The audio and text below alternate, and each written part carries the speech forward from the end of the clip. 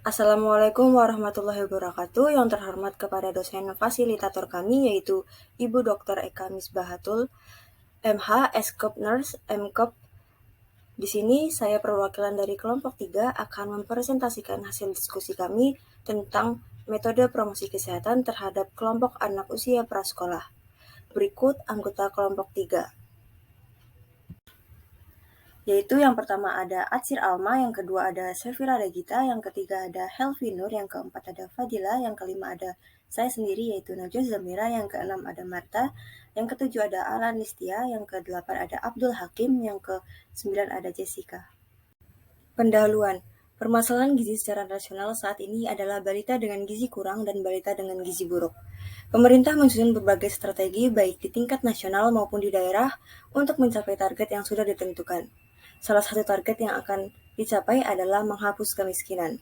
Kemiskinan pada anak harus mempertimbangkan berbagai dimensi kehidupan yang berpengaruh terhadap pertumbuhan mereka seperti tempat tinggal, pendidikan, dan legalitas status.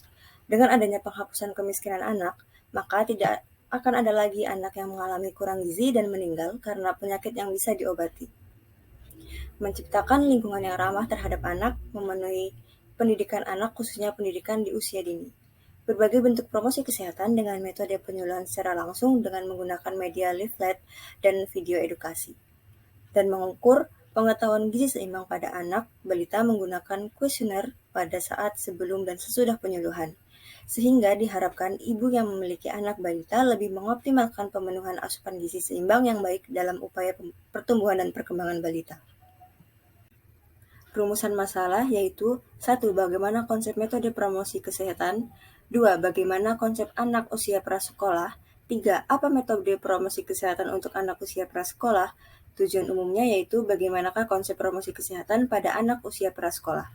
2. Bagaimanakah bentuk promosi kesehatan yang sesuai untuk anak usia prasekolah. Tujuan khusus yaitu menjelaskan konsep promosi kesehatan pada anak usia prasekolah. 2. Menyusun promosi kesehatan pada anak usia prasekolah.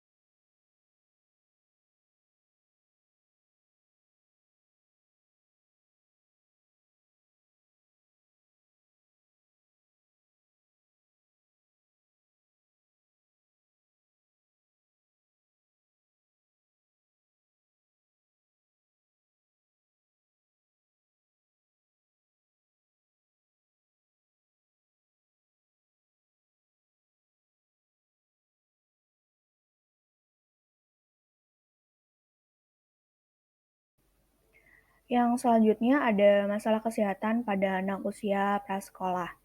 Yang pertama ada diare. Diare didefinisikan sebagai buang air besar dengan proses tidak berbentuk atau unformed stools, atau cair dengan frekuensi lebih dari 3 kali dalam 24 jam. Bila diare berlangsung kurang dari 2 minggu, disebut sebagai diare akut, dan apabila diare berlangsung 2 minggu atau lebih, digolongkan pada diare kronik. Proses dapat dapat dengan atau tanpa lendir, darah, atau pus. Gejala penyerta dapat berupa mual, muntah, nyeri abdominal, mulas, tenesmus, demam, dan tanda-tanda dehidrasi. Lalu ada faktor risiko diare yang bisa dilihat dari 3 faktor. Yang pertama ada faktor lingkungan, yaitu sarana air bersih dan jamban. Yang kedua ada faktor risiko ibu, yaitu kurangnya pengetahuan, perilaku, dan higien ibu. Yang ketiga ada faktor risiko anak, yaitu faktor gizi dan pemberian ASI eksklusif. Yang selanjutnya ada tanda gejala yang memerlukan evaluasi lanjutan dari diare. Yang pertama ada demam lebih dari 38 derajat. Yang kedua nyeri abdomen berat, riwayat perawatan rumah sakit, riwayat penggunaan antibiotik, disentri, adanya darah dan mukus di tinja, frekuensi buang air besar dalam 24 jam sebanyak lebih dari 6 kali, gejala memburuk setelah 48 jam, dan yang terakhir ada gejala dehidrasi berat, seperti pusing, haus berat, dan penurunan jumlah urin. Lalu ada komplikasi yang mungkin terjadi. Yang pertama ada kehilangan cairan dan kelainan elektrolit. Yang kedua shock hipovolemik. Yang ketiga hemolytic uremic syndrome atau HUS. Yang keempat ada sindrom Guillain-Barré. Yang selanjutnya ada asma. Asma didefinisikan sebagai suatu kondisi ketika terjadi gangguan pada sistem pernapasan yang menyebabkan penderita mengalami mengi atau wheezing, sesak napas, batuk, dan sesak di dada terutama ketika malam hari atau dini hari. Faktor penyebab asma yang pertama ada udara dingin, flu dan infeksi, kelelahan, debu dan tungau, asap rokok, alergi makanan, stres, dan alergi obat. Lalu ada gejala yang sering muncul pada asma. Yang pertama seringnya batuk, sesak nafas, nafas berbunyi, tubuh tampak lesu dan susah tidur.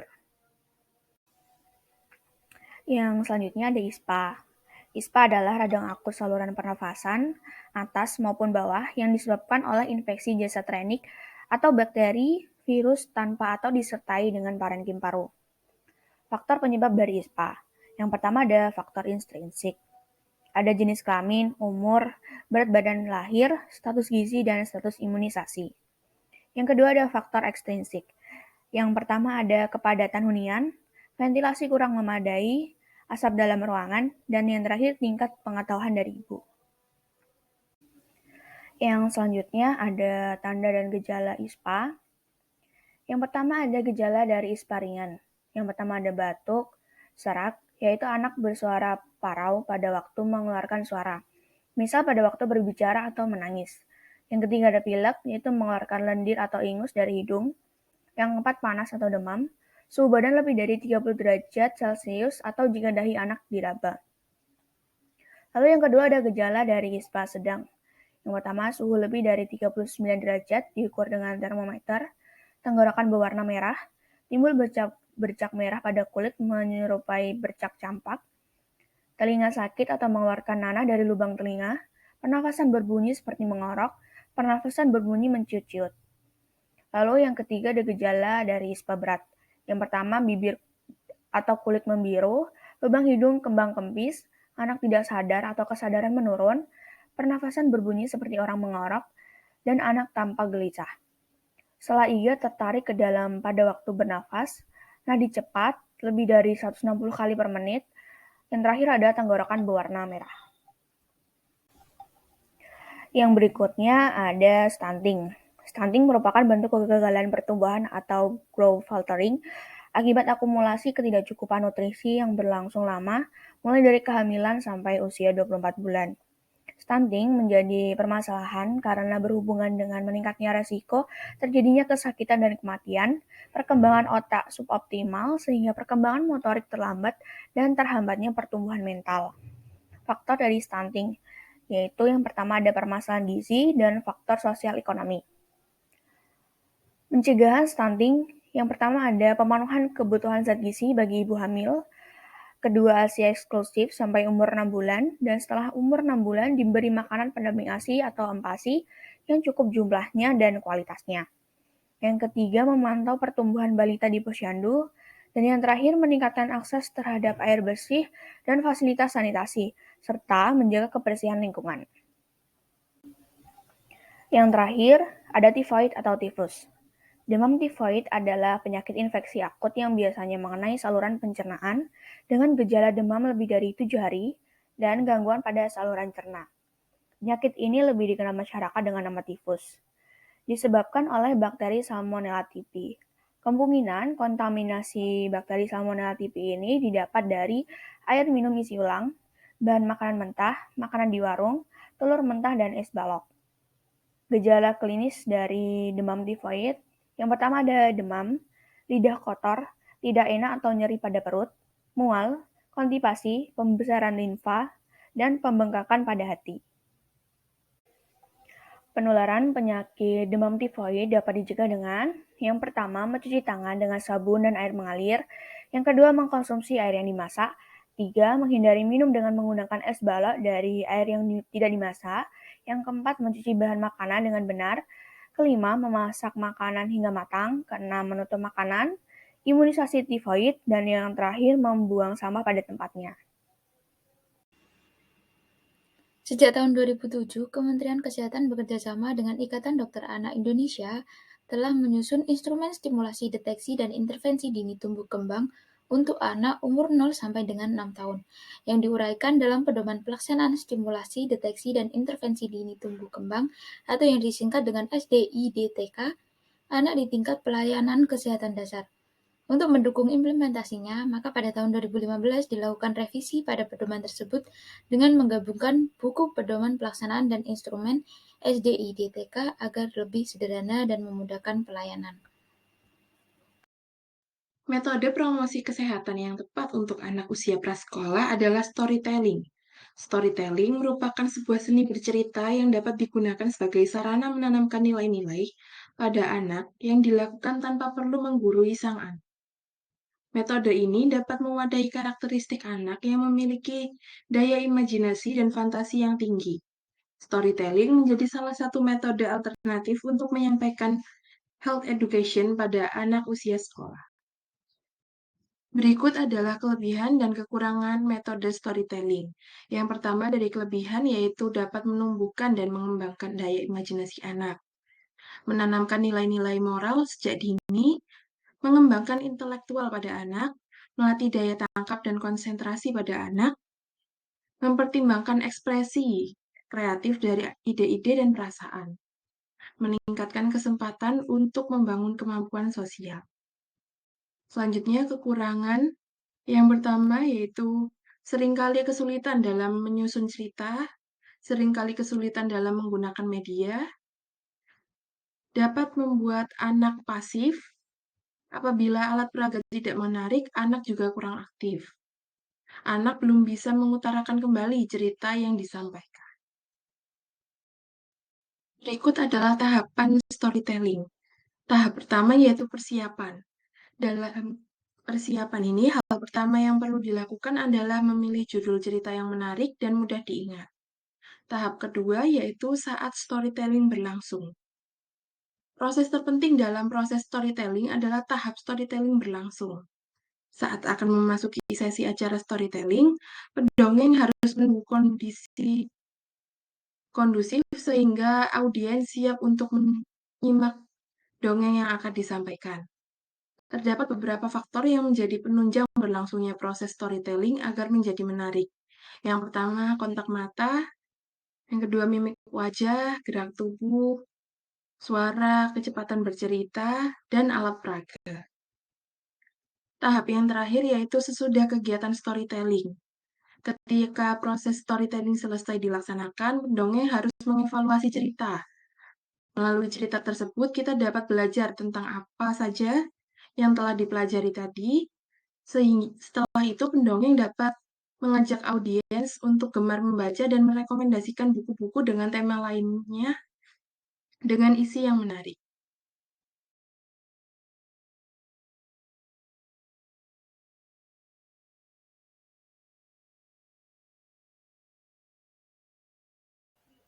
Contoh permasalahan yang terjadi adalah ditemukan anak usia prasekolah dengan KIP sejumlah 20 anak RW 2 Kelurahan Manyar Sabrangan yang berasal dari anak usia prasekolah serta mengalami peningkatan sebesar 0,13%.